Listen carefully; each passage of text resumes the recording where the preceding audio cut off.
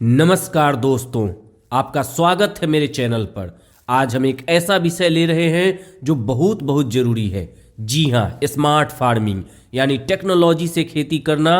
लेकिन सिर्फ टेक्नोलॉजी की बातें नहीं करेंगे, हम बात करेंगे उसके इमोशनल कॉस्ट की भी। हाँ, सिर्फ पैसे और मशीनरी नहीं, बल्कि दिल, दिमाग और इंसानों की कहानी भी होगी। सबसे पहले समझ लेते हैं स्मार्ट फार्मिंग क्या है। ये वो तरीका है जिसमें खेत में sensors, drone, internet of things, data analytics आदि का इस्तेमाल करके खेती को स्मार्ट बनाया जाता है। इसके जरिए किसान कम पानी, कम कीटनाशक, कम मेहनत में ज़्यादा उपज या बेहतर गुणवत्ता पा सकते हैं। उदाहरण के लिए सॉइल मॉइस्चर सेंसर्स, ड्रोन से फसलों की निगरानी, स्मार्ट इरिगेशन सिस्टम इत्यादि। तो दोस्तों, यह तकनीक आज बहुत ज़रूरी हो गई है, लेकिन इसका मतलब यह नहीं कि सिर्फ खुशियां ही होंगी। अब आती है सबसे दिलचस्प बात, इस स्मार्ट फार्मिंग का इमोशनल कॉस्ट या कह सकते हैं भावनात्मक कीमत। जब पारंपरिक खेती से टेक्नोलॉजी केंद्रित खेती में बदलाव होता है तो कई बार किसान, खेत का माहौल और आपसी रिश्ते सभी बदलते हैं। उदाहरण के लिए खेत में हाथों से काम करना, मिट्टी की खुशबू, श्रमदान, ये परंपराएं धीरे धीरे कम हो सकती हैं और उसकी जगह मशीन, सेंसर्स ले लेते हैं। इससे इंसानी जुड़ाव कम हो सकता है। इसके अलावा जब कोई किसान नई तकनीक अपनाता है, उसमें डर या चिंता हो सकती है। अगर मशीन खराब हो गई तो टेक्नोलॉजी मेरे लिए सही है क्या? मैं क्या खो रहा हूं? जैसे सवाल उठते हैं। एक लेख में कहा गया है, इमोशनल कॉस्ट से तात्पर्य उस अपेक्षित एंजाइटी और इमोशनल या सोशल बर्डन से है जो किसी काम को करने या न करने से हो सकती है। भारत में भी देखा गया है कि टेक्नोलॉजी की लागत, प्रशिक्षण, इंटरनेट कनेक्टिविटी आदि की वजह से छोटे किसान इमोशनल कॉस्ट महसूस करते हैं। तो आप कह सकते हैं तकनीक लाएगी ये स्मार्ट बदलाव, लेकिन उसके साथ आएगा एक इमोशनली एक्सपेंसिव पहलू भी, और यह जन्म देगा हमारे सामने बहुत सारी चुनौतियों को। इनमें से कुछ चुनौतियों को हम जिक्र जरूर करना चाहेंगे। सबसे पहली चुनौती है एंट्री कॉस्ट और फियर। स्मार्ट फार्मिंग उपकरण, ड्रोन, सेंसर्स आदि की लागत काफ़ी होती है। ऐसे में छोटे मध्यम किसान सोचते हैं, क्या मैं इसको खरीदने का रिस्क उठा सकता हूँ? क्या होगा अगर मशीन चल नहीं पाई तो? अगर इंटरनेट कनेक्टिविटी नहीं रही तो?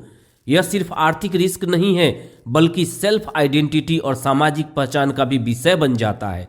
पारंपरिक जुड़ाव का टूटना, यह दूसरा चुनौती है। जब मशीनें और ऑटोमेशन आ जाते हैं तो खेत पर काम करने व झेलने वाले लोग कम हो सकते हैं। इससे सामाजिक संवाद, साझेदारी, रिश्ते कम हो सकते हैं। एक अध्ययन में कहा गया है कि स्मार्ट फार्मिंग तकनीकों ने उच्च स्थिर लागत और निम्न परिवर्ती लागत दिए हैं, लेकिन यह बदलाव इमोशनल बाइंडिंग को प्रभावित करता है। तीसरी चुनौती है टेक्नोलॉजी और कनेक्टिविटी की।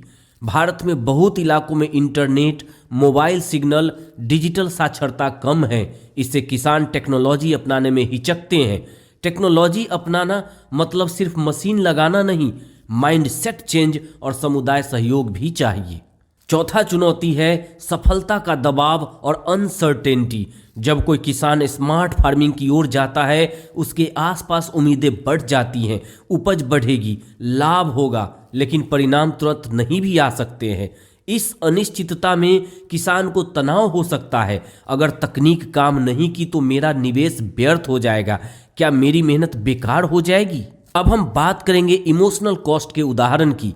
अगर हम सक्सेसफुल किसानों की बात करें तो बहुत सारे किसानों ने भारत में स्मार्ट फार्मिंग को अच्छी तरह से अपनाया है, लेकिन कहीं ना कहीं इमोशनल कॉस्ट से भी जुड़े हुए हैं। यानी वह महसूस करते हैं स्मार्ट फार्मिंग के साथ साथ भावनात्मक उतार चढ़ाव को। सबसे पहले उदाहरण के रूप में हम लोकेश्वर रेड्डी को ले सकते हैं। अगर हम र्यूटर्स की डाटा को सही माने तो लोकेश्वर रेड्डी ने अपने खेतों में सैटेलाइट डाटा और नई तकनीक का इस्तेमाल करके काफ़ी बदलाव कर लिया है। लेकिन इन बदलावों के साथ साथ लोकेश्वर रेड्डी अपने अंदर एक भावनात्मक कॉस्ट को भी महसूस कर रहे हैं। उनके अनुसार पहले खेती में अनुभव आधारित निर्णय थे, अब डेटा आधारित। इस बदलाव में पहचान बदलने का एहसास हो सकता है। इस तरह का बदलाव किसान को गर्व तो देता है, लेकिन साथ में क्या मैं पुरानी परंपराओं को खो रहा हूं?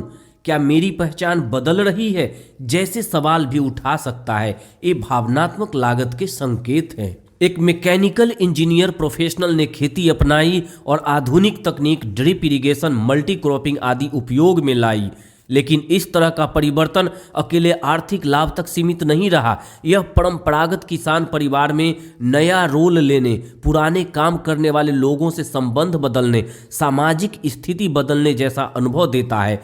कहानी है मैकेनिकल इंजीनियर सचिन काले की, जो कि महाराष्ट्र के रहने वाले हैं। सचिन काले काफ़ी सफलता प्राप्त किया स्मार्ट फार्मिंग को अपना करके, लेकिन कभी कभी वे सोचते हैं कि मैं अपनी पुरानी पहचान इंजीनियर से किसान तो बन गया, लेकिन क्या मैं अपने पूर्व सहकर्मियों से वही जुड़ाव रख रहा हूँ? परिवार, समुदाय मुझे नए रूप से देख रहा है।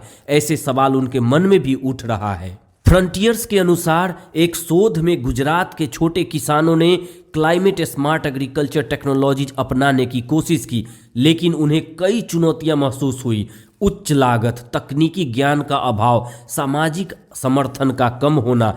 भावनात्मक लागत के दृष्टिकोण से देखें तो किसान को मैं इस नई तकनीक को कैसे अपनाऊं जैसा असमंजस महसूस हुआ।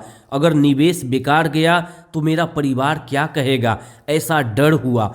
हमारी पुरानी मिट्टी किसानी की पहचान चली जाएगी क्या, ऐसे सवाल उठने लगे।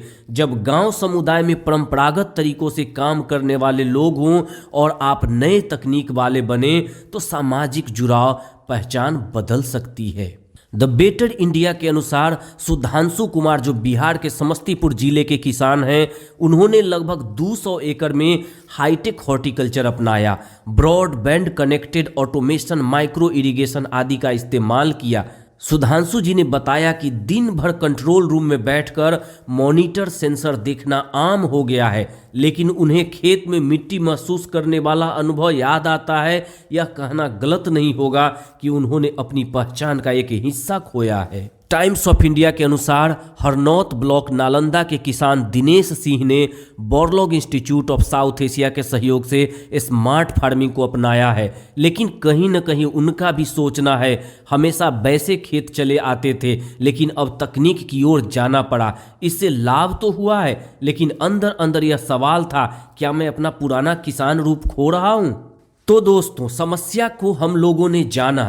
अब बात करें कि कैसे इस इमोशनल कॉस्ट को कम किया जा सकता है। पहला, इनोवेशन के साथ ह्यूमन फोकस।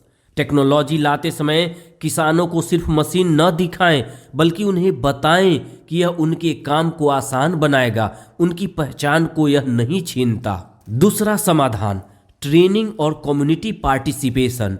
छोटे मध्यम किसानों को डिजिटल साक्षरता, तकनीक का इस्तेमाल समझने में मदद करे। ऐसा होने से फियर कम होगा। तीसरे समाधान के रूप में हम कह सकते हैं पारंपरिक और आधुनिक का बैलेंस।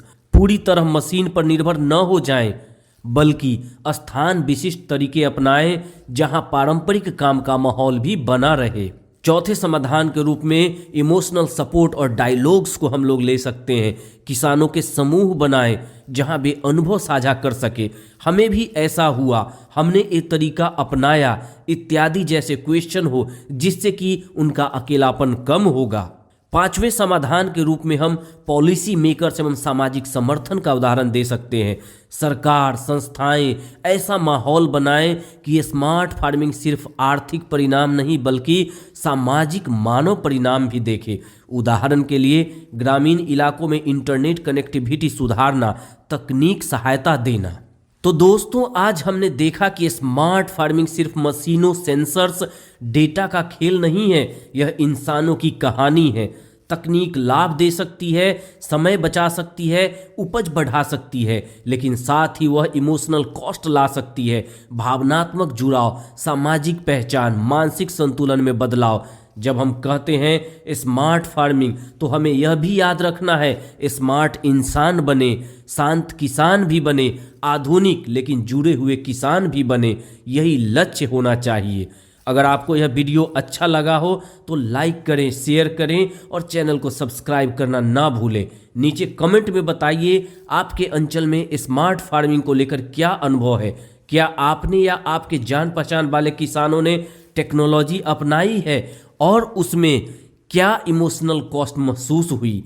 धन्यवाद। मिलते हैं अगली वीडियो में, तब तक के लिए धरती से जुड़े रहें, तकनीक से हाथ मिलाएं और अपने खेत को दिल से समझें। जय हिंद।